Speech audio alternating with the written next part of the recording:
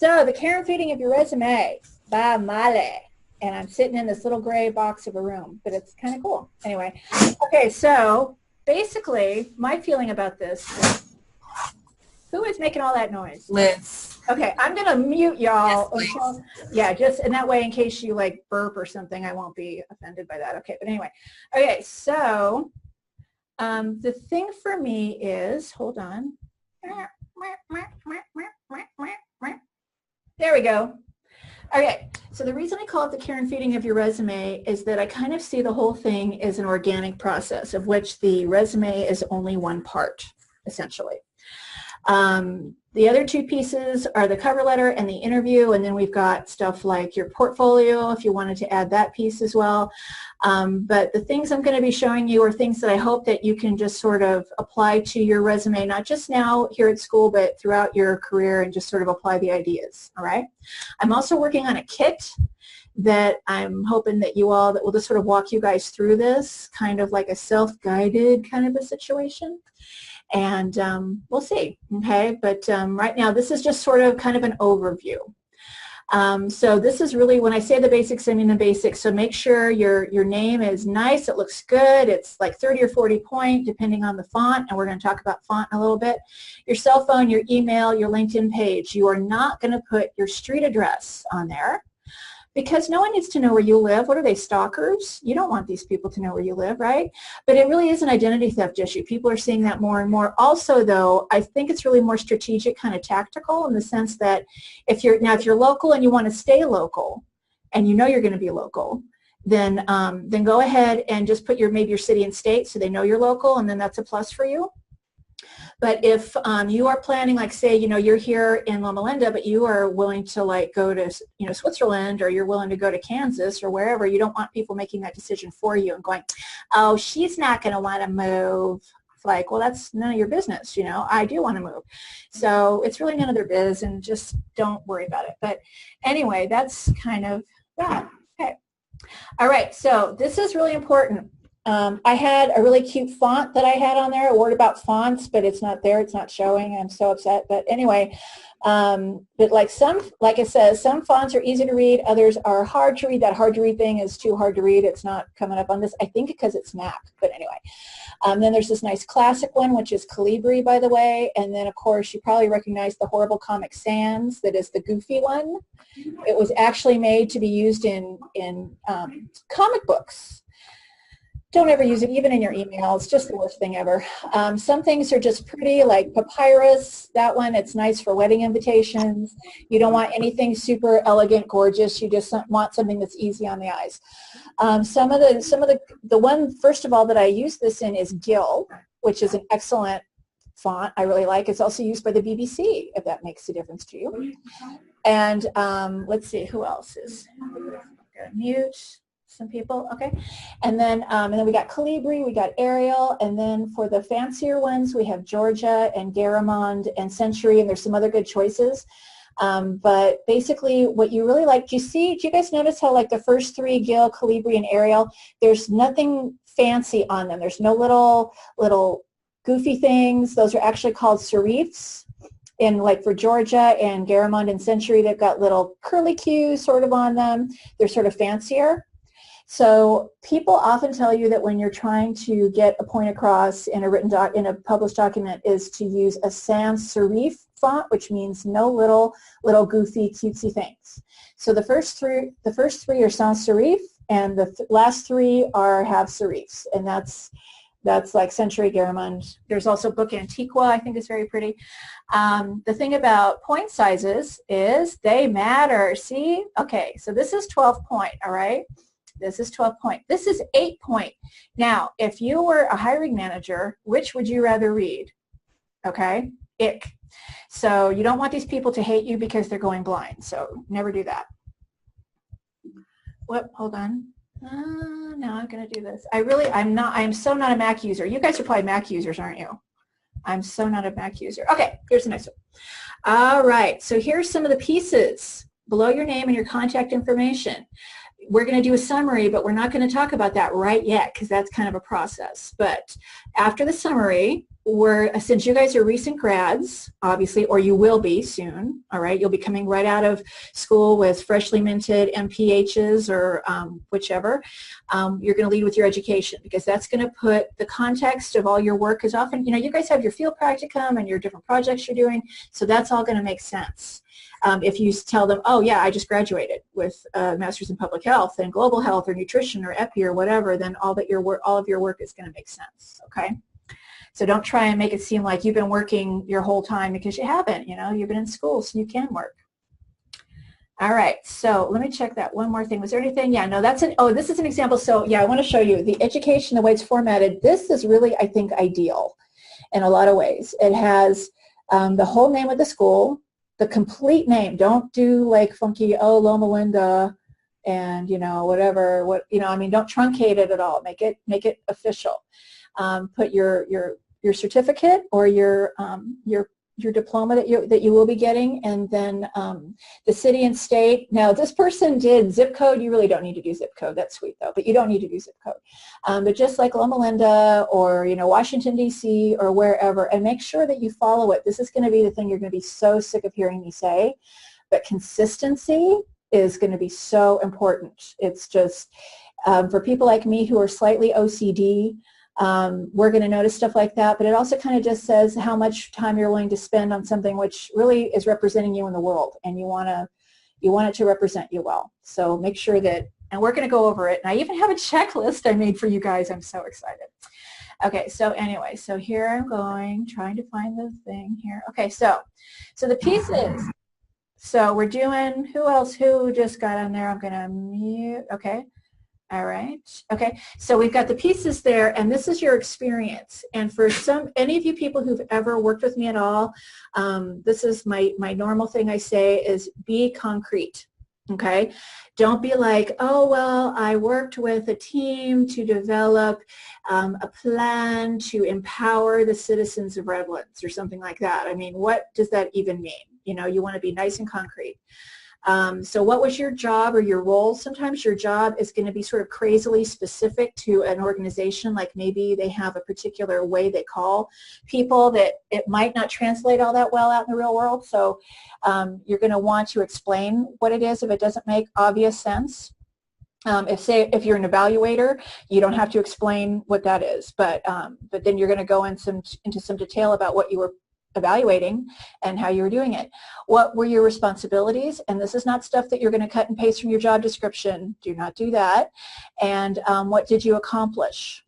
Okay, so if there are things that you can point to, hey, I worked on this whole report for myself right now. I'm working on this whole slate of activities for you guys. And let me tell you, when I'm done with it, I'm going to put it on my resume. All right, that's something that I am doing, and I'm proud of it, and that kind of stuff. So you look at, you know, a project that you took on for your field practicum thing, whichever kind of work you're doing, that's going to be one of your things, like I coded and analyzed all this data and we found this out or whatever. You know, this was what came of it. The euphemisms, the fuzzy language, generalities, these are all things that are just so bad, and yet you will see them all the time. And I think people think that that is what you're supposed to do on a resume, and it really isn't.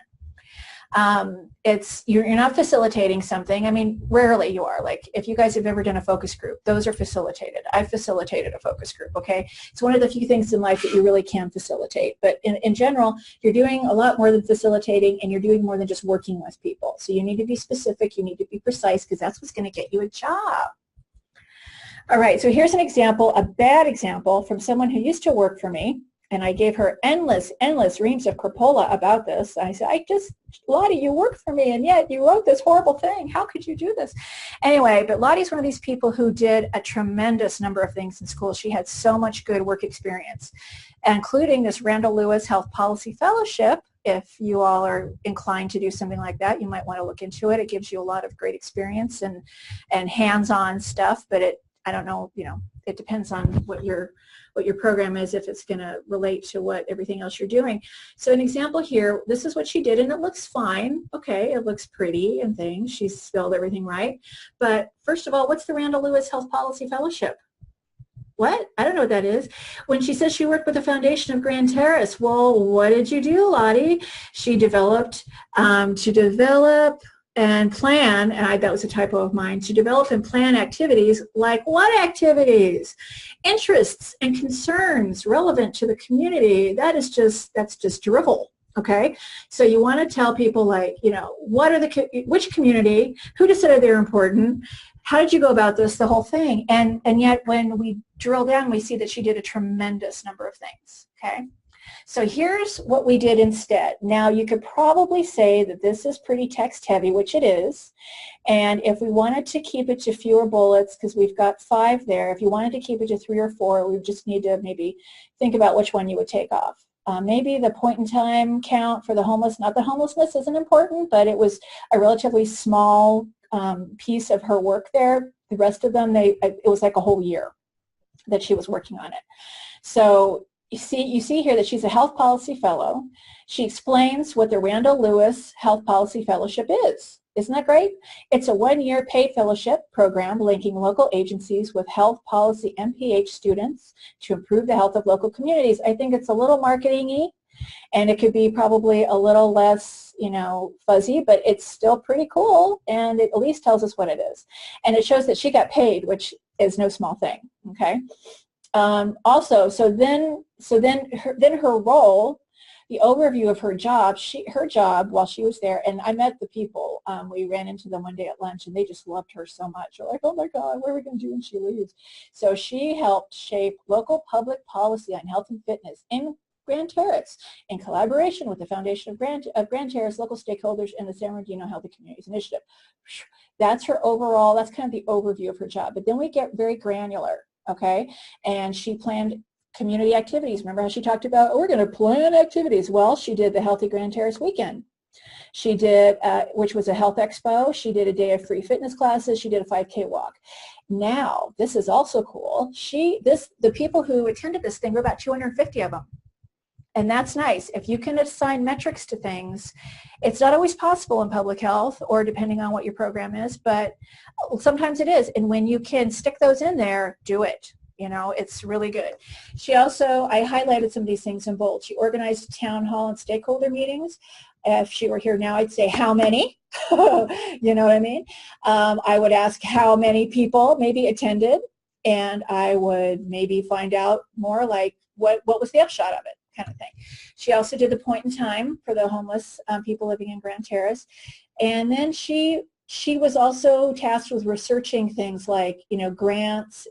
So they wanted a new dog park. They asked her to check into some grants, you know, and she had some experience doing that. It turned out there wasn't anything that was doable in the year that she was there, but she still, she wanted to find out. Remember how earlier I was like, well, who says the community concerns? What, you know, the community, who says, you know, they know what they want. So she did this. She did 3 focus groups and 6 key informant interviews to find out what people were wanting. And they wanted a dog park, and they wanted some fitness events, and they wanted some trails. She told me some of the things they wanted, and so she put that in there. And then towards the end of her whole thing, she wrote this big report in much the same way that you all will do for your field practicum. She evaluated the success of the programs that she implemented and the events, and she did this through surveys that she did and town forums. And then it showed that the efforts had a strong community impact. If I want to be really picky, I'd say how, Lottie, how? But you know, I mean, you get the drift. I mean, she did a lot, and it showed some skills that she acquired and that she was through the process, and that things that she had learned through school, which made her valuable to these people in Grand Terrace too. Okay. So words are really important. And this is from the DAW file. It's like words you really care about are going to be, I mean, the words you use to describe yourself are really important. And so that's why facilitated really is no good. And utilized, oh my God, I'd be happy if my entire life I never heard that word again. That came about from actually Watergate. That became a word, like in Watergate land, was utilized because it sounds better than used because there's more syllables, don't you know? more syllables are better. Anyway, so one of the many sites that I go on, and you can find a list like this pretty much anywhere, but these are some of these nice little verbies that you can use. And some of them, they're not all going to work, but you see how cool they are. So organized and implemented, we have analyzed down at the end, we have reached, we have monitored, validated, simplified, enabled, taught, trained. You can endlessly find these on the internet, and they're not all equal. But you can see, you know, that there are a lot of words other than facilitated, worked with, and utilized, okay? So be creative. And then this is the thing, y'all do this a lot. Everybody likes to do this, and frankly, I'm a big fan of acronyms myself. It saves a lot of time. But not on your resume, because then you make people feel stupid and or annoyed. It's like, doesn't she know that I don't know what this acronym means? Why is she trying to make me feel dumb? Okay, I don't know what NDAC is, or you guys are talking about some crazy software that's specific to your hospital or whatever, that proprietary software. Oh my God, and so you just sort of like, everybody knows what this is, and so sometimes it's not such a good idea to give like the full name of whatever the thing is, especially if you have to explain it anyway. So maybe just explain what the thing is. I worked on a community panel discussing barbiturate use or something like that, rather than say the governor's task force on barbiturate use in the Inland Empire. You know, rather than give the proper name, it doesn't really, you know, it's not that fabulous sounding. Why not just say I was part of a 12-member panel of people who worked on barbiturate use in the IE or whatever. And I think it would be opioid if we're going to be up to date, because who does barbs anymore? But anyway, back in the 70s, everybody did barbs, but now they do opioids. Anyway, okay, so in other words, if it's something that isn't known by pretty much everybody, like everybody knows what NASA is, okay, so if you do some work for NASA, you don't need to tell people what NASA stands for. But other than that, be specific, okay? The thing that we were talking about before is the summary. And this is probably one of the more important things. The way you describe your experience is important. The things that you choose to highlight and the things that you choose for your summary are also important, okay? And I want you guys, when you're done with this, to do some Googling of various types. Don't listen to anybody who tells you you don't need a summary. You do, okay? I mean, you're always going to find some random person who tells you you don't need something. Forget it. Everybody likes summaries. They also sometimes call them professional profile, something, but generally summary is cool, but you can describe it however you want, okay? But people know that expression.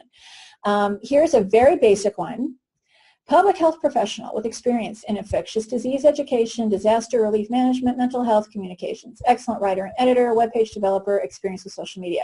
It's pretty lean, but there's stuff there, and that's kind of what you want to do. Now, others will take the form of like, I am a public, I mean, they'll use like pronouns and they'll be very personal, and that's also a style.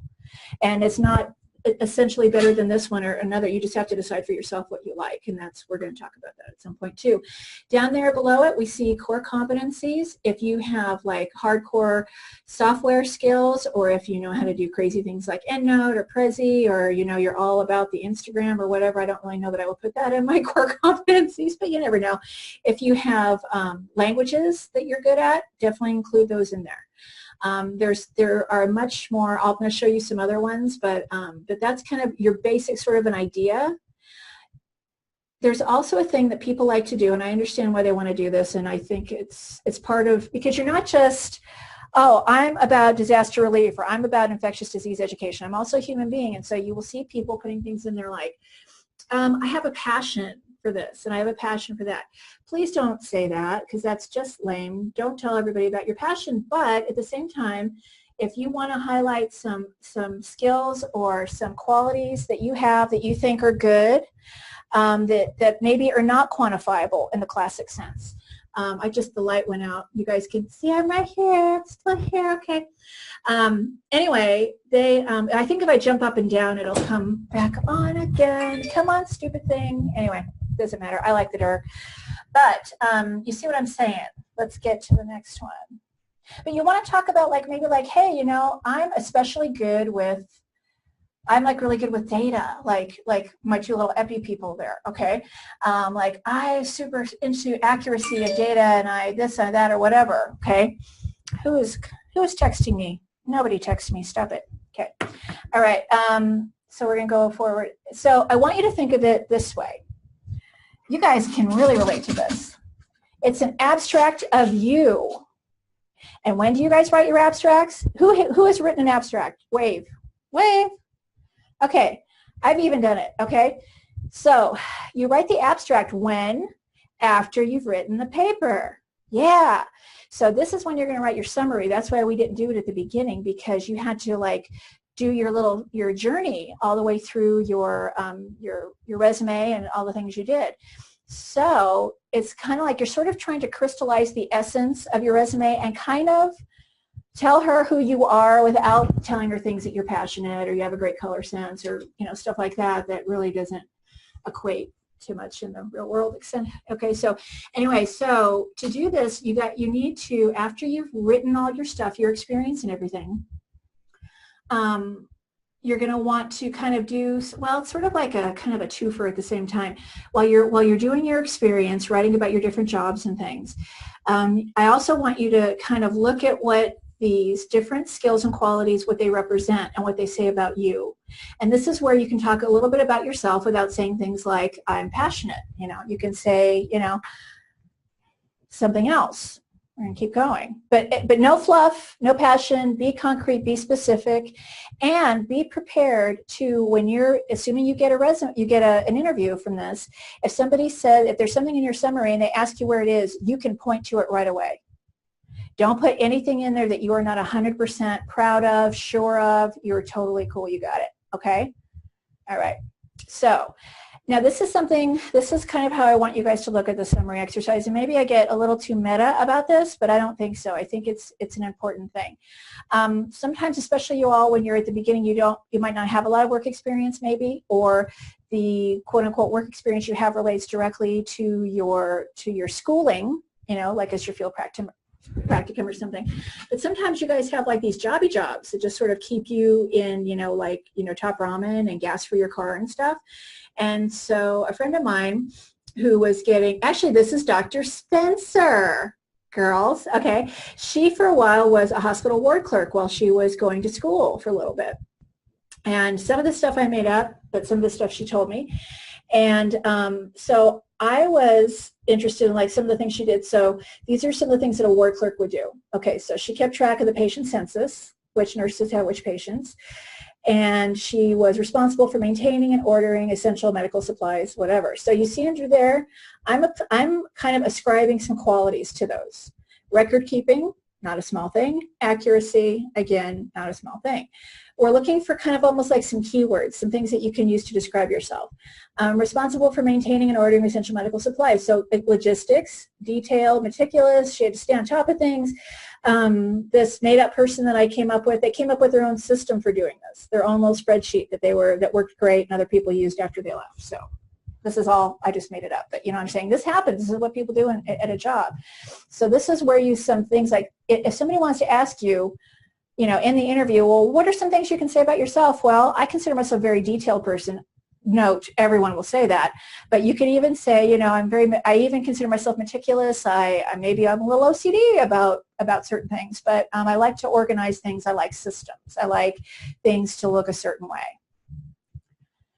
Okay, so here we go. I turned that around. See, that's so silly. I totally flopped those. I was looking at that slide. It's like, that's not quite right. I flopped them. But anyway, the first one was kept track of the patient census, responsible for maintaining an answered phone, directing calls, that's like a nightmare, made sure staff schedule was accurate, worked closely with central supply. These clerks, they're the hub for the whole thing. And so they have to be on good terms with the supply people, pharmacy, transportation, everybody. They can't really afford to make anybody mad. They need to have good friends and have good networks. Okay, so here's some more of the exercise. That one slide was out of order, I'm sorry. So they were like the communication hub. Again, detail, that comes up again. Essential information, accuracy, we see that word again, right? Made sure the staff schedule was accurate and updated regularly. Maintain info and proprietary hospital scheduling database. And again, we got detail, information gathering, accuracy. See, we got like a theme that's coming here, okay? Work closely with these people, communication, collaboration, establish network of contacts. I know this is a very specific example I'm giving you, but these are ideas that I want you to apply to your work, Okay, and I think I did this with you guys a little bit, Jennifer, didn't I? So like some of the crazy, your crazy oil riggering stuff that you did, and trying to figure out like what kind of qualities are associated with that, and any sort of like your military or anything you've got that you can point to. Okay. And so then here, so these are just examples, but then we kind of group them into tasks, because then you can, those are nice and quotidian little tasks. So staff scheduling, patient census, supplies, Excel database, messages, communication. Experience, these are things that you have experience doing. And then the qualities and skills that are associated with them: communication, collaboration, networking, efficiency, accuracy, and flexibility. You may or may not choose to put them in your summary, or you may just keep them like in your tool belt for your resume. I mean, not for your resume, for your interview. Or you might very well want to include them as sort of little bits of you into your summary. I think it's a good thing to do, as long as I think you should try and make the balance more towards the actual quantifiable skills and things. But the things that you talk about, your qualities and things, they should relate to your work. They shouldn't, like, I'm great with animals. I mean, I'm great with animals, but I'm not going to put that on my summary. Okay. All right, so here's a nice snarky list of things to leave off your resume. Pictures. Did somebody tell me? I think somebody told me that they got told about a picture and like, no. I said, no, don't do it, don't do it. You're always going to find some crazy person who tells you that they did it and it worked out great for them, and yay. Okay, yay, yay, yay. But generally, pictures, I don't think you're going to want to work for somebody who wants a picture of you. What's that about? Also, don't put the references available upon request thing, because of course they are. So that's just a line of space that you wasted. No hobbies. What if they hate kayakers? What if they had a boyfriend in undergrad who was a kayaker, and you're a kayaker, and now they're never going to give you a job? Just don't give people reasons to hate you. Okay, is my point. Anything from high school. Okay. I have I have another thing for undergrad. Unless you like cured cancer in undergrad, I mean, it's going to have to be great. If you had a great job in undergrad, if you did research, stuff like that, then yeah, but it's going to have to be great. All right. It's not shadowing. Don't put any shadowing on there, or you're a scribe or stuff like that. Don't do it. Just, try to focus more, because what you're trying to do is create a narrative of, I'm a professional, I'm all grown up, I'm not a kid in undergrad anymore. Okay? Oh my God, what happened? Is it okay? Okay, now it's okay. Anyway, anything that points to your political affiliation, unless you're going to go work for a politician, in which case, woohoo, you're in there. And again, and the same with religious stuff. Sometimes that might backfire on you, but at the same time, I know people can do volunteer work for their churches and stuff that is like meaty and deep, and they get a lot of stuff done, and they do crazily difficult things, and that could be a great experience. Just, I think if you have good stuff to point to, it's a bigger risk to leave it off. But again, don't give people reasons to hate you, because you're just a piece of paper to them at that point. You're a name on a piece of paper, and so they haven't seen the whole person yet. Now, can you guys see that okay? Is it kind of too tiny? Okay, so here's one that I helped this woman with, and I took her name off, and I just made it resume C because it was for another thing I did. Up at the top is her summary, and you see it's just bullets. It's not personal in the sense of I am this or that or whatever. It's just a bunch of wraparound bullets. We didn't do core competencies or anything, but all of those are things that she felt very comfortable with, she could point to easily. And then the fact that she came back from Peace Corps, there's a particular bit language of art that they have in Peace Corps, as you have non-competitive eligible status as a returned Peace Corps volunteer. She put that up there because she knew that she was going to be looking for jobs that might matter. Okay, so when you have a very specific expression like that employers are going to be expecting to see from you, go ahead and just do it. Put it in there. And then this was a lot. You see, this is a lot of stuff, you guys. I mean, and she did a lot of stuff. This was also as part of Peace Corps, is when you're doing that. She was there for 2 years. She said that she worked for Peace Corps, and where it was in Malawi.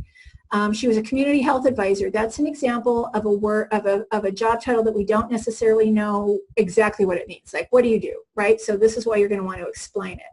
So she was a Peace Corps volunteer conducting community development projects to achieve health improvement and poverty reduction. That's what she meant by a community health advisor. Does that make sense? Okay, so then we have all those bullets, and the thing is, man, she did a lot of stuff because they worked you hard at Peace Corps, and she was there for 2 years.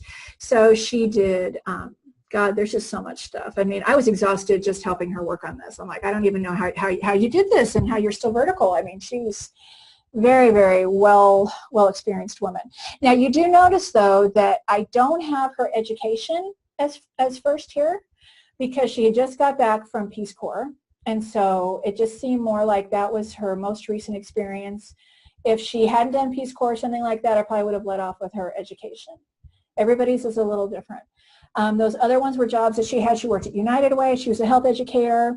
Her background, actually, I think her program, I think she was a nutrition person. She did United Way. She did, then she worked at some hospitals. So she was a dietitian. Okay, so she did that. And then, but then again, you look at her bullets. I want you guys to look at those bullets. I mean, okay, here's like the third one down. No, the second one down from her Peace Corps thing. Graduated over 300 youth from HIV/AIDS prevention program through knowledge and skills, curriculum administration, trained, community, all that stuff. Again, metrics, when you got them. She did outreach efforts, reaching 26 villages and 3,000 people. That's impressive. Okay, she launched an annual Train the Trainer workshop. These are concrete things people love detail because it shows what you can do, all right? Okay, so I'm going to move on. I think I have the second piece of it. And she has 2 pages. You notice here, who here thinks that you can only have a 1-page resume? Wrong. Good. Nobody thinks that. I love that. Okay.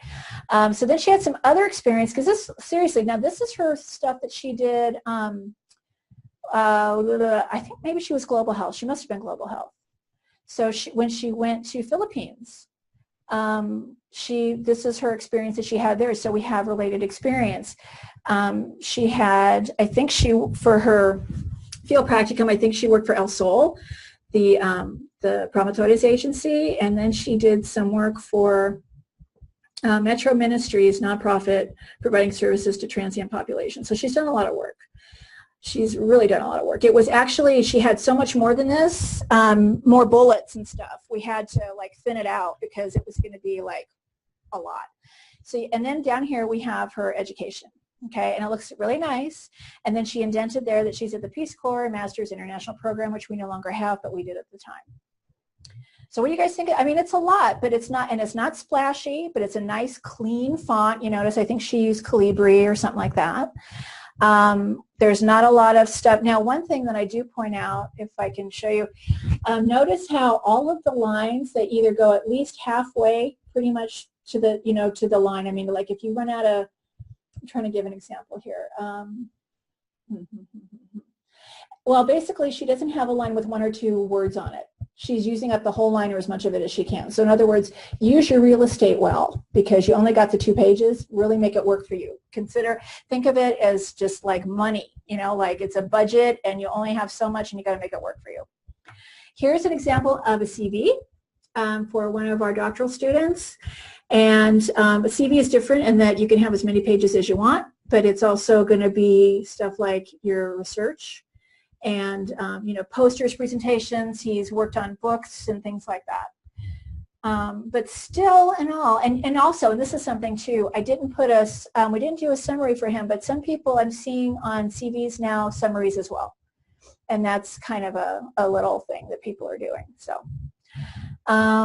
let's see, experience. And so we were like pulling some of the stuff out, like he was a substitute teacher, and he's still doing that, I think. And he tutors students, He's a teaching assistant. He's an intern. There's that. Okay, so then we go. But again, we're being now this is stuff, he was nutrition, so of course he had to do his practicum, or his rotations. And so they really worked them hard, the nutrition people. And so taught classes to WIC clients. He did anthropometric and dietary assessments. He developed a curricula taught by WIC professionals, that kind of stuff. Now that would be great if he told us, like, maybe if he could estimate how many people were reached by that curricula or how many people taught it, maybe. You know what I mean? Again, metrics, metrics, metrics. Unless they're crappy. If there's only 2 or 3, then don't tell people. Okay, let them think big. But if it's a number that you can be proud of, then go for it, okay? Make the numbers work for you. Okie doke. And then we have other experience.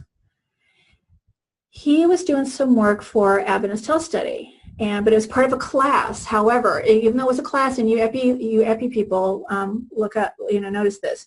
It was actually part of a class, but he was a member of a 3-person team that worked on a project for AHS2, and then got specific into it, most of which I don't understand any of these things really that he did. It's nice. I'm so glad there are people who can do this kind of stuff, because I really can't. Okay, but anyway, so those are, and you see these little headers here. Do you like this header? I think that's cute. I stole that from somebody, and so I can send it to you if you like. I just think it's nice. It's pretty basic, but it just kind of spreads the letters out. It gives a nice little airy feel. Now, this is the resume checklist that I did yesterday. Isn't it cute? I really like it. Okay, so, but then I was talking to somebody, and she's like, well, maybe you could like word it a little differently. Instead of asking the question, you could make it more of a statement. So I might do that. This might not be the final version, but I didn't want to play with it anymore. But so this is the kind of stuff, because Atul Gawande is a very famous writer and doctor and everything, and he says the checklists are great, and the doctors who use checklists when they're doing surgery and stuff, they leave fewer sponges in people. Okay, and they leave fewer little weird pieces of whatever in there. So the checklists are really good, and using them can keep you from going crazy. So, so I'm going to look at this. So can you guys read that okay? Is it too small? Okay, because I have no idea how to make it bigger. Anyway, so our fonts used consistently. No more than 2 fonts. That's kind of the Molly rule, but I think other people would agree. Check for your point sizes. You're going to be clicking all through this document when you're done with it, and just kind of see like, oh, is that 11 point? Isn't it supposed to 12 point? Oh, because again, you don't want sloppy. If you've chosen a particular style of punctuation, have you stuck to it all the way through? Okay. There's a thing between lines. Have you guys ever heard of this? It's called leading. It's the space between lines. Sometimes it's just also called the space between lines. Anyway, but it's in the paragraph thing in Word and whatever it is in Mac. I have no idea. But anyway, it'll give you like how many, like 6 points between lines, like in the sense right there. Like if you're just looking at the checklist, it's like looks like maybe a line and a half maybe in between each little checkbox. So that's kind of nice, because it gives you some air in there. It's not so dense. It's not going to maybe as likely to give you a headache, If I'm a hiring manager, I'm not going to be like, oy, this is so hard to read. I'm just, because think about these hiring manager people, okay? It's like, seriously, like they look at maybe 200 of these things, these poor people. So if you want, be a friend to the hiring manager, feel their pain, make it look as good and be as readable and consistent and enjoyable, but without being, weird or anything, as possible. Okay, so the nuts and bolts is stuff that I consider like point sizes and punctuation and the space between lines. And if you are going to do, make sure your hyperlinks are working, because you're going to also PDF this thing too. So make sure you can make them work within a PDF. I'm pretty sure you can. And if you're being all fancy schmancy and you have some colors in your design, what's it going to look like if these people are lazy or cheap and don't want to print it out color? So is it going to be weird looking or not as readable? So always think about presentation that way. Your summary for your content, moving into the content place now. Are you happy? Are you comfortable with it? If you speak it out loud, do you feel silly? Like it doesn't, does it describe you? Are you comfortable with it? Is your position describe the work that you did, not just your title? Because remember how the one girl was a community health advisor. What does that mean? So let us know what a community health advisor is if that's what you do. Are the, let's see, community organization. If you have to, and this is something I saw on Business Insider, and I love this.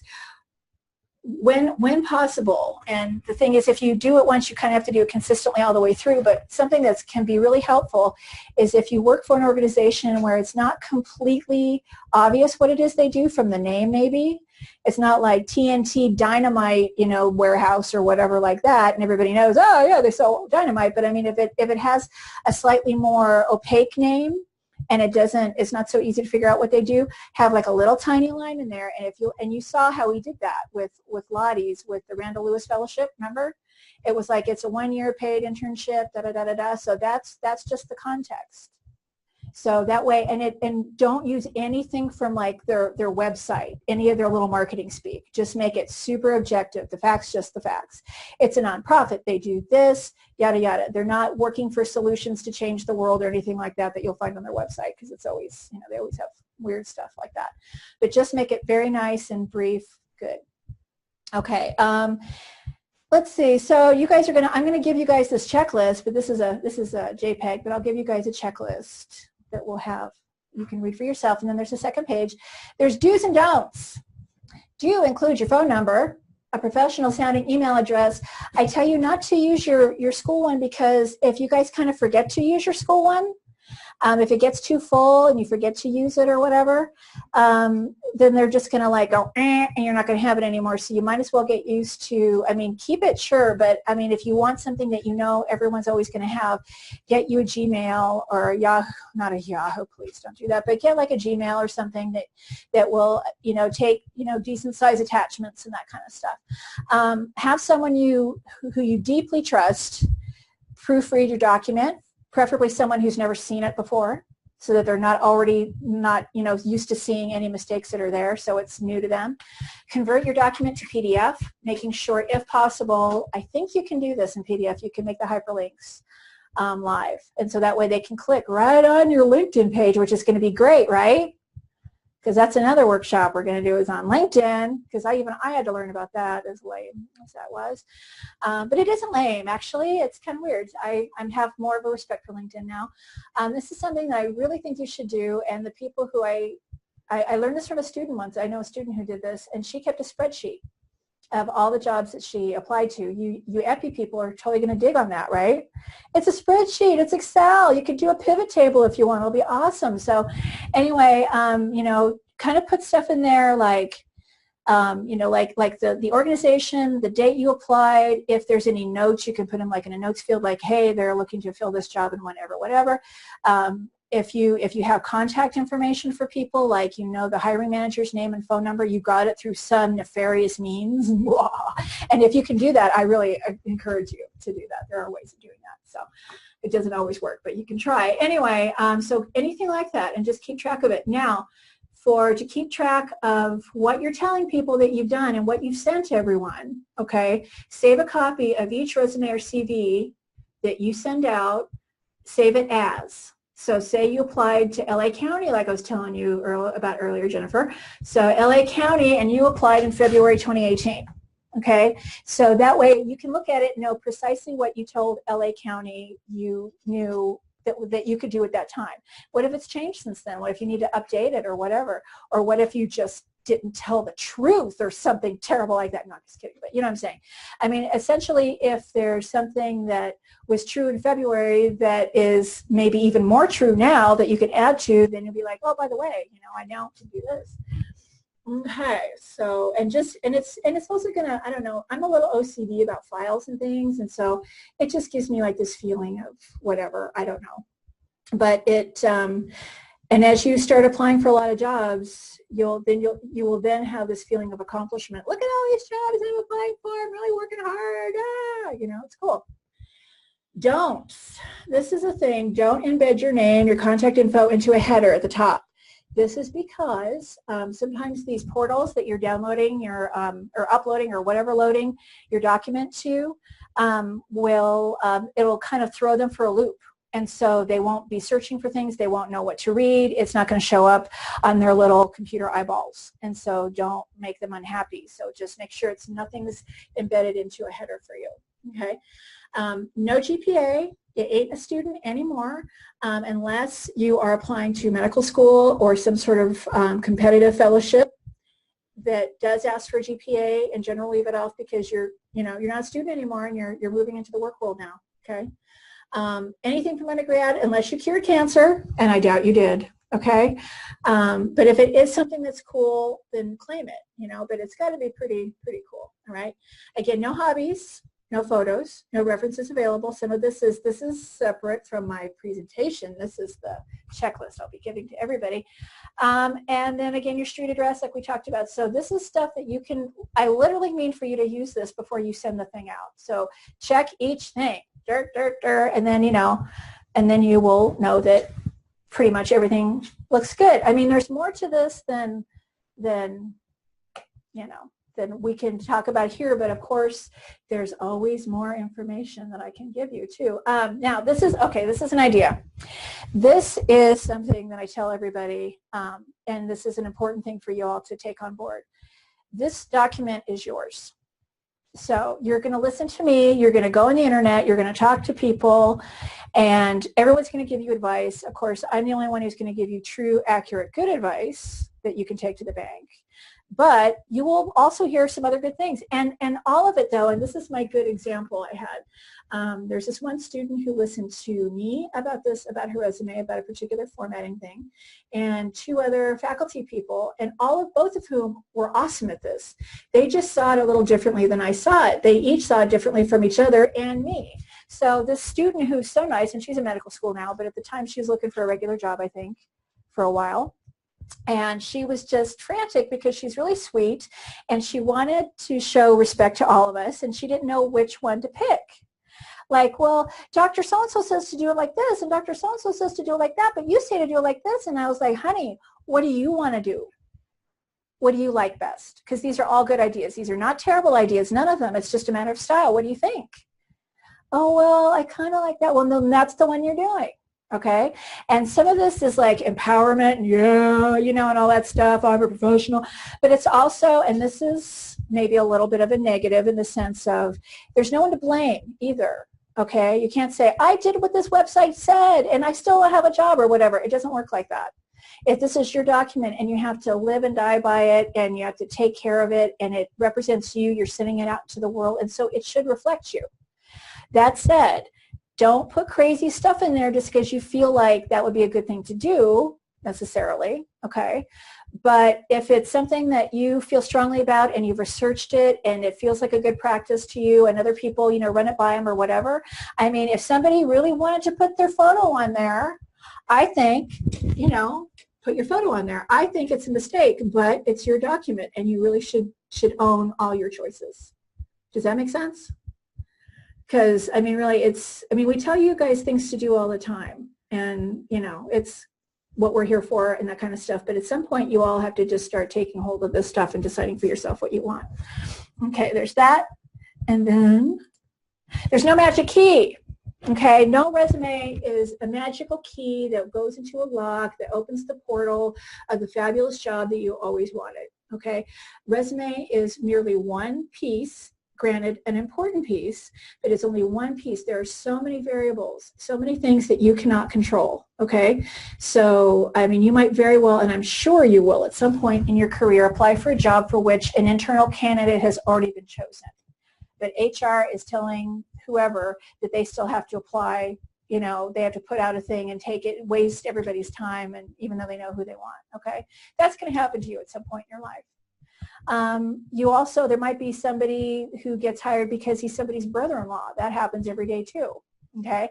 So your resume and you and your experience and everything that you have to offer, it's only one part of a completely, some of it's random, and almost relatively little of it is something that you have any control over. So the only thing that you can do is the pieces that you have control over, have those, you know, control those pieces. Make everything as good as you can make it, and make it represent you. Make sure it's accurate, it's professional, it's cool, it says what it's supposed to say, there aren't any embarrassing mistakes in it, etc. But just know that it's only one part of the equation, okay? And it's not something, and also this is also a good thing. There's really nothing that's so terrible. Well, that's not true. I mean, you could put something like, I murdered somebody on your resume, and that would probably keep you from getting a job. But in general, you know, there isn't really anything. I mean, if you're the right person for that job, if you did something goofy on your resume, and they'd be like, you know, that was goofy what she did on her resume, but, you know, I like her experience and I like how she expresses herself, so let's have her in for an interview. So there's all kinds of things that go into this. It's not necessarily something that, you know, it's necessarily, you know, that you're just going to like X yourself out. There's no way that you're going to get you did one stupid little tiny thing on your resume. It's going to keep you from getting a job or an interview or anything like that. It doesn't work like that. It's for good or for ill. Okay. Let me see. I'm going to have another couple little slides. All right. And here's a nice book. Okay, I happen to have this in my office. It's my second copy that I purchased because I lent the other one out to someone, and Lord knows I'll never see it again. So I just went ahead and bought another one. However, it's a nice skinny book, and I like it because it says a lot of the same things that I'm saying here, and you know, some of it was its ideas. But by the time I bought the book after I saw what they were saying, and I'm like, oh, well, that's stuff I already think that I had kind of heard from other places, and it just seemed like this was some best practices. It's the What Color is Your Parachute? Guide to Rethinking Resumes. It's nice and skinny. You can get it for about $10 or $11. Brand new on Amazon, cheaper if you go on Amazon Marketplace. There's also a sister one for this for interviews that we're going to be talking about tomorrow. And but it's good. It's just basic stuff. And I think there's a thing in there about you might not need a summary or something like that. Just ignore them. Okay, you need a summary. Hiring managers, people, they'll look for it. And the reason they look for it is because it makes their life easier. They're looking, you guys might have heard of this thing where like the average hiring manager looks at your resume for like 8 seconds or something like that. 8 seconds is terrifying, right? You work so long on it, but that's only 8 seconds the first time they see it. Okay, so they're just looking at it at first and going, yeah, I lost my train. I lost my train of thought, you guys. What was I saying? I know, it's terrible. Okay, wait, I was saying something. I'm going to unmute. One of you guys, you can tell me what I was saying. Okay, Liz, tell me, what was I saying? I lost the thread. What was I talking about? No, Caesar wrote a comment. Wait, what? Somebody wrote a comment. Okay. Oh, anyway, I lost the thread. It's all right. It doesn't matter. But the thing is, it's a good book. I thought it made sense. Oh, yes. And so, no, I just lost it. I think my blood sugar is too low or something. Something happened. But anyways, here's a nice book. You guys can borrow it from me, but, you know, there's only the one copy, and I will hunt you down like a dog, okay, if you don't return it. Because seriously, I'm getting kind of tired of buying these books over and over and over again.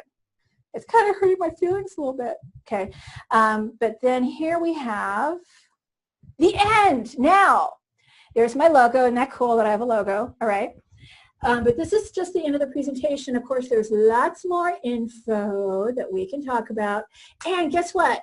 We have a podcast. How cool am I, right? It's called Don't Fear the Career. I'm still not really sure about that name, but, you know, people seem to like it. So I'm like, okay, whatevs. And it's now on Spotify. It's on a whole bunch of other podcast platforms or whatever. I would go for the first episode. It's really kind of goofy, and I'm just sort of, me and Danielle are just going, rah, rah, rah. There's stuff in there that's good, but I like the second one better because I'm really getting down and dirty into the resume digging. We're also going to do a second piece of it. We're probably going to do 2 or 3 resume podcasts because it's good information to have, and you guys could just listen to it whenever you want. And let's see, so Don't Fear the Career.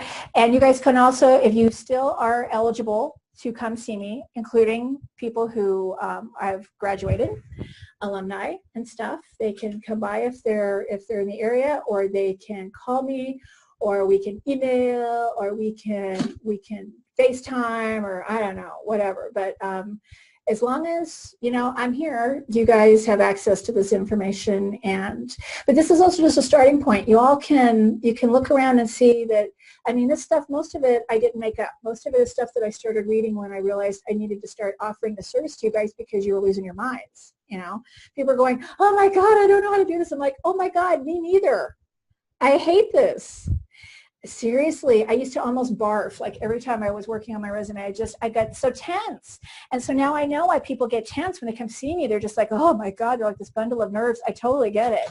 And so I think this can be, I think, a kind of a good way, instead of, I think it could be a good thing to kind of take stock of yourself, I think you're going to end up with maybe sort of, nourished self-esteem at the end of it, because you're going to see, look, that thing I know how to do translates into a real thing that somebody else is going to want. All right? And another idea towards this, because we have all this extra time, so I'm just, oh, well, that's right. Questions and answers. Oh my goodness. Does anybody have questions? Who has questions? Anybody? Justin, do you have a question? Hold on, wait. Oh, my mic is on. Yeah, it is What on. with the max, like, you said that there's no, like, minimal page, like, your CV shouldn't be, like, one page. But what's No, that's not what I said, Justin. Okay, well, that's not ideal. Okay. Well, no. But honey, okay, think about it this way. You can have a one-page resume if that's what you've got, if it takes up one page. All right. But under no circumstances do you try and stretch it out into two, and under no circumstances, this is way worse, to jam 2 pages worth of stuff onto 1 page because some internet fool told you that. And that's something that happened like in the 50s. I think people were saying 1-page resume. It's like, well, what kind of sense does that make? It doesn't. So just because some Yahoo told you that isn't what you do. But that said, it should just take, it really should not be more than 2, but I've heard some people who say, Yahoos on the internet, okay, say that you can have 3 if you're somebody like maybe like me who's been in the work world for a very long time, but even that, sometimes they'll tell you only go back 10 years or only go back 15 years or whatever, so that can affect how long it is too. So you guys don't have to worry about that because you're just starting out or you're segueing into a new career. A-ball, I see you there. So, if a lot of, well, but even in that case, you're still going to have all of your experience there too. So, but it's generally possible if you are very economical with your space, with your real estate on your resume, on your document, and you're pithy with your words, you choose your words carefully, you don't fill it up with a bunch of fluff, it's possible to get the important stuff that people are going to want to see. You can do that in 2 pages. Does that answer your question, Justin? Yes, but I have a 3rd page on mine, and it's like only like 2 or 3 lines. And then no. Because you know what we're gonna do? You're gonna like boil that down, okay. And you're gonna get it into 2 pages, because that's whenever it's something like that, it's like just 2 lines. That means you just need to be very. You have to trim. Think of your resume as like a hedge. Okay, and it's going to be a big, woolly, crazy, hairy hedge at first, and then you're going to like make it smaller, and you're going to trim it so that it fits just what you want it to say and how much room you have for it, because you control it. Okay? Because my experience with the county, the job recruiters have a scoring system with their resumes, so that's just like the first wall before it even gets to the people right. And this is super important. That was an excellent point that you brought up, Justin, is that whatever the employer is asking for you, that is what you do. Okay? So if they tell you to have 1 page, it doesn't matter how stupid it is, you do 1 page. If they tell you to do 2 pages, you do 2 pages no matter how stupid it is, because that's their rule.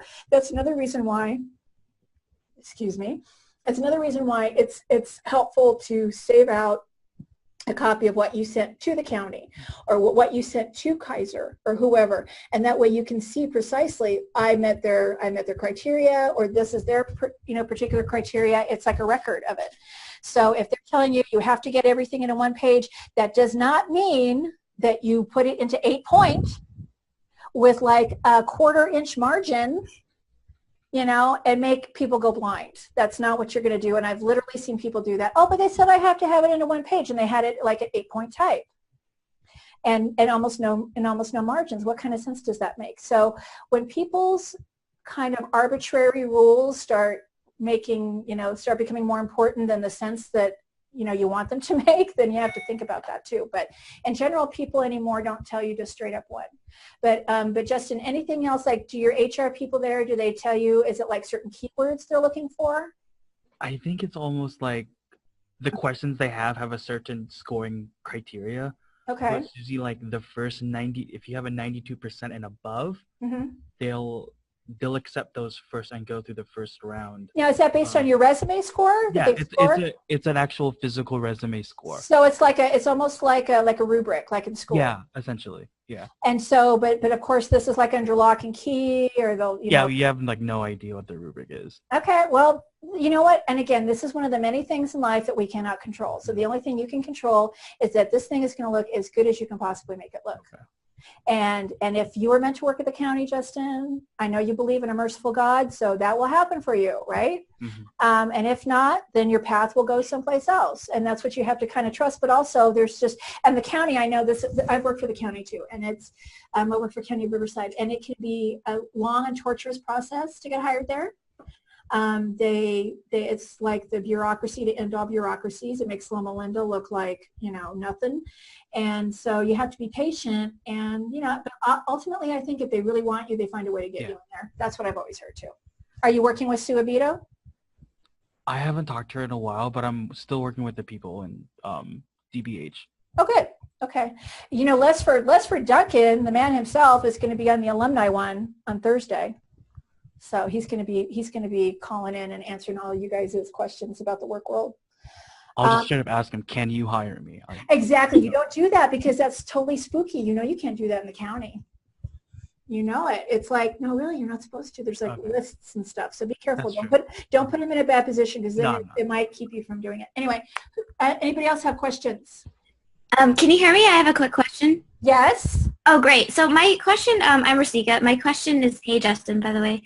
My question is sort of related to Justin's, except, so I did a preventive medicine residency, and I heard from some of the people on the medical side that the resumes should be as long as you can possibly make it. And in fact, when I was applying to some programs, people told me, well, why did you take this out? And I said, well, I thought that was really old. That was from before undergrad, or, you know, that was before, like, or that was like in undergrad. So I guess, is there like a different rule for if you're in, you know, a clinical job or in the medical field?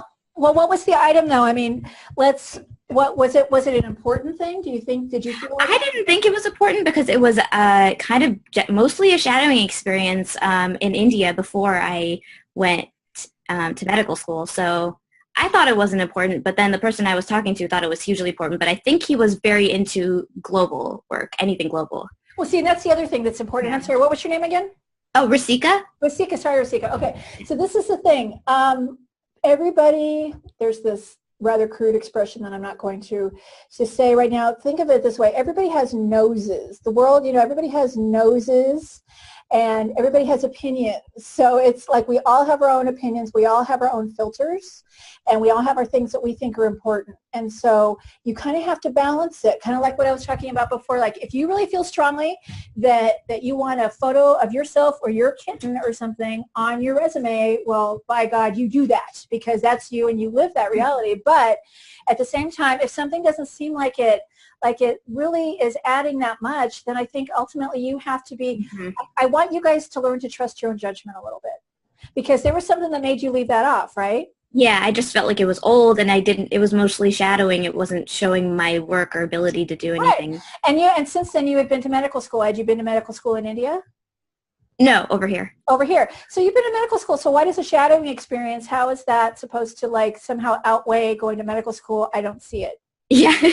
You know yeah, what I mean? So that person, in his opinion, it's really helpful. Oh, here's another non-crude expression. I always use this one. It's my favorite one, actually.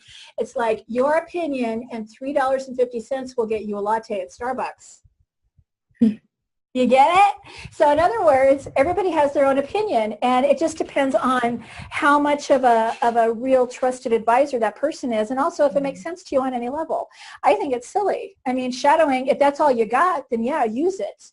But you went to medical school, for God's sake, so that seems like that's pretty freaking important, don't you?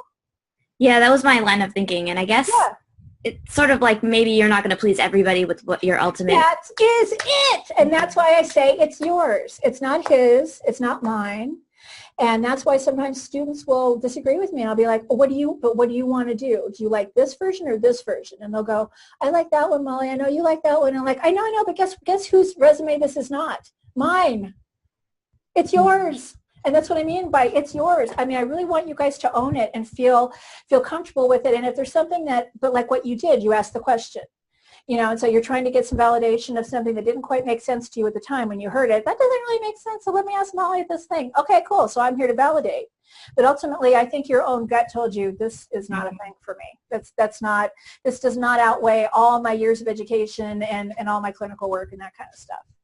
You have to think about the person and if they are a reliable historian, as they say, or whatever, just whatever their background is. Okay, does that help? Yeah, no, that actually is really helpful. Okay, good. I mean, okay, what do you want now, Justin? Sorry. Oh, swear. If you've done professional presentations that are a part of some of the things you have addressed, can you keep it as a separate section, like professional presentation? If you have enough, I think, yeah. Do you have like a handful? Do you have more than 2 or 3? Oh, I have like 5. Okay, yeah, do that. And then start thinking about, depending on which way your career goes and the kind of work you want to do, think about keeping a CV and a resume. Got it. Okay, because a CV, you can put everything on there. And also even for a resume, I do urge you guys to keep sort of a master document with everything on it. And if you have great stuff on from undergrad that you're so proud of, it's because a CV, especially if you look at it that way, it literally means life's work. In Latin, that's what curriculum vitae means, it's life's work. So if you want to keep a record of your life's work, who better to do it than you? And keep it, and then just not, keep out, use the parts that make sense for you to use in the setting that you need them or whatever, you know what I mean?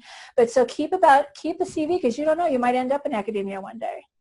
Okay. But I still think you can do on your resume, I think you could put a little section there, especially if you feel like it would be kind of a good thing for the target employer that you're trying to get on with. They're going to want to see that you're good at presentations and stuff. Is this like APHA or is this? I have ones through like SLP, my Philippines presentations I did with the government there. Okay, so was this when you were in SLP? What's that, honey? Oh, service learning project. So okay, that's what I thought. Okay, SLP. Yeah. So you might want to embed that within your service learning kind of field practicum stuff or whatever. You might want to embed that in terms of one of your products or something for that experience. Okay. It sort of depends. We can look at it, but there's a couple different ways you could go with it. Got it. Okay. Anybody else have questions? I'm kind of scrolling through. If somebody wants to, let's see, anybody, I think there's this thing where you all can like do your thing where you raise your hand or something. Something like that. Physically raise your hand, but I think it's like a little button or something. Someone wrote a question. Charlotte Lewis said, should we include awards? Do you see that one? No, hold on. Let me go there. Let me see. Charlotte. Awards worker school, and if yes, how far back should we go? Oh, how far back should you go? It's so weird. I don't see that question, but it depends. I mean, for me, it's like when I said that earlier about 10 years, well, shoot, I've been at Loma Linda for 12. So I don't want to only do my Loma Linda stuff. And then I was 8 years at ESRI. So I would probably maybe keep it to those 2. Because that's 20 years. That's Lord of plenty enough time, I think, for them to get a sense of who I am as a person, as a worker, what my abilities are, or whatever. But it really, I think that the time that you choose for yourself, I think it just needs, basically what you want to do is showcase yourself in the best possible light. Okay, so don't think so much about an arbitrary time frame as it is what encompasses you or what makes you look good or is the most accurate kind of little snapshot of who you are as a worker or as a professional. Hi, this is Charlotte Lewis. Just to elaborate on the question, the first part is, should we include honors and awards we've received? And should they be work exclusive or school and work? Well, okay, that's the thing. I kind of don't like the school ones unless it's like the school ones. The thing about the school ones, especially at Loma Linda, like they'll have a name associated with it, the Ruth White Award. But it doesn't, then you have to explain what the Ruth White Award is. Number one, which isn't the worst thing. You can do that. It's not going to kill you to do that. But then also to me, it kind of says student. Student, student, student, student, student. So again, nothing to be ashamed of. It's not like you're bank robbers or anything like that, but if anything, the opposite, right? But but I just kind of feel like it's time to, with your resume when you're going out to the work world, unless this is an amazing kind of thing. Can you give me an example of a school award that you got that you would like to have on your resume? Well, one of them is the Loma University School of Public Health Award. And what award is that exactly? Is that like, tell me what that is. It's a scholarship award. You're nominated by faculty, and it occurs once per year, just given to one of their subjective choice. Okay, and what are the criteria for it? I think it's, from the description, it was character, achievement, and grades. Okay. I mean, I don't know. I think that's going to be your call. I mean, it's all your call, Charlotte. Okay, but again, I just think it highlights the fact that you're a recent graduate, you know, and I would want to focus more on just what, in the same way that GPA I don't think is useful. It says that you're good at taking tests. It says that you're good at doing your work on time and that kind of stuff, and that's not a bad thing for an employer to know, but in general, they don't care. They want to know how you're going to collaborate with everybody. They want to know how responsible you are. They want to know, they really want to know what kind of a fit you're going to be. That's really what they want to know, is how well you're going to get along with everybody and the quality of your work. And so focusing on something that was about a particular time in your life that is no longer a time of your life, I almost kind of feel like it's time just to put that back. But again, I think if you feel strongly and you're really proud of it, why not do it? It's really your call. Thank you. Okay. What are you going to do, Charlotte? Are you going to keep it? It depends on how much space I have. If I keep it, I want to explain it, but if I don't have the space, I'm stripping it. Yeah, I mean, that's a lot of times that's where the rubber really hits the road. It's like, how much real estate do I have left for this? Because you're going to have to explain it. Now you can do it, and it might take 2 or 3 tries to get it lean and mean enough where it might just take like 2 lines or something. And I think you just kind of have to weigh it with everything else that you're going to have in there. I mean, I don't know. I don't know. I just really want to see you guys putting like the school experience behind you when you're done with it, and just say, hey, world, here I am. I'm all graduated and I'm ready to start. Don't look at me like a student anymore. Professional organizations are game, right? Excuse me, dear? Professional organizations. Yeah, I think so. Yeah. I mean, yeah, if you have space on your resume, and of course this is not a problem on your CV, and this is another reason why CVs can be good if you're going that route, but that's really only, in the US, it's really, by the way, only for academia.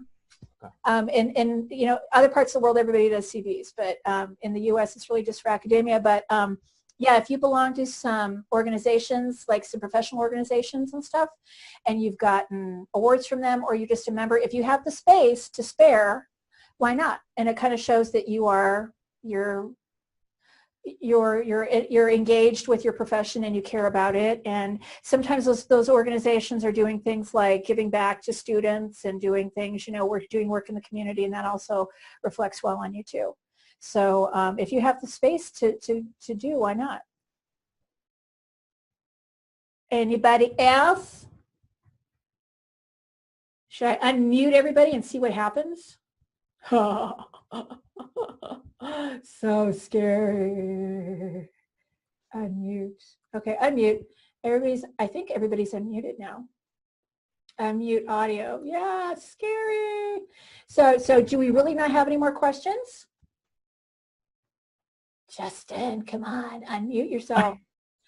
What? Now what? I've been talking a lot. So. Well, you have, but you've also been asking questions. Sometimes there's, you know, I'm always someone who always asks crazy questions myself. So, and your questions weren't crazy. They're probably ones that a lot of people were asking or wanting to ask. Ms. Molly, can you, yes.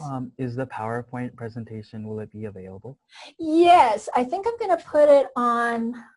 Well, I got to fix that one slide that got put out of order. I really hate that kind of stuff. But I think I'll maybe put it on Canvas. And then also this thing, I have recorded it, like filmed it or whatever, I guess. And so I got to see how that's going to work, like where that's going to go. I think it's going to go on YouTube maybe, but it just depends. And but it's got to be in a place where alumni can get to it, and alumni can't get to Canvas anymore. So it's going to have to. We can. I can get onto Canvas. You can? Yeah. Is that because you're a hacker, Justin? Is that what you've done? It just Canvas only shows everything you've ever registered for. Oh. Yeah. So it's always there. Oh, okay. Well, I mean, like I can get onto my Canvas right now. Okay. All right, well, see, so maybe I'll do that. And then also if people don't want to like listen to me yammering and they just want to play with the slides or whatever, they could just play with the slides and not listen to all of my insightful commentary. Because, you know, what's cooler than that? Nothing. But, and the podcast I think is cool too. I'm going to do all kinds of them. And then we're going to have like guests too. We're going to have like guest speakers and people talking about, you know, weird stuff and things about careers, baby. Okay, so who we got? And then there I am sitting in the dark. So strange. I think I'd have to jump up and down a lot to make the light come on. Okay, so I think we're about ready to wrap it up unless people have anything else to say.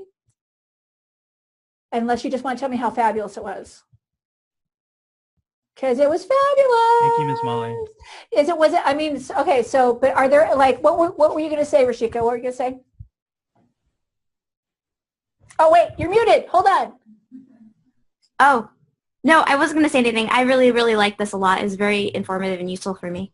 Thank you so much for putting this on us. Well, good. And this is kind of what I do when you guys come in to see me.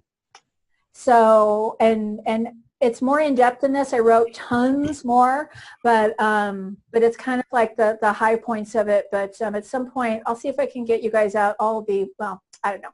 I think this gives you a good sense of it. And then that book is good. And then there's just always coming around to seeing me whenever. Okay? All right. So I'm outie. You guys would not believe like how hard it was getting this going because the place was locked up. They didn't have like the password for the computer. Then Wait, where are you? I'm over at the Centennial at the faculty media studio. Ooh. I know, it's so like totally boss. I dig it. But it's also, there's also some logistical things. And I'm going to be here tomorrow night. Is anybody coming back for the interview one? Yeah. Okay, good. So I better get cracking on that presentation like right away, right? I'm going to be talking about the close situation a little bit, and then somebody asks specifically for some interview questions and how to answer. And so I'm going to put that stuff in there too. Okay? So yay. So tomorrow I'll have the logistics worked out and won't be so scary. And maybe I can even keep the lights on in here so it doesn't look like I'm Gollum or something. The precious. Okay, so I'm gonna shut this down, and you guys go on with the rest of your evening, and we will be in touch at some point. I'll let you know when the thing is ready to post or wherever it goes. Okay. Thank you. Thank you. Bye, you guys. Thank you. Bye. Bye.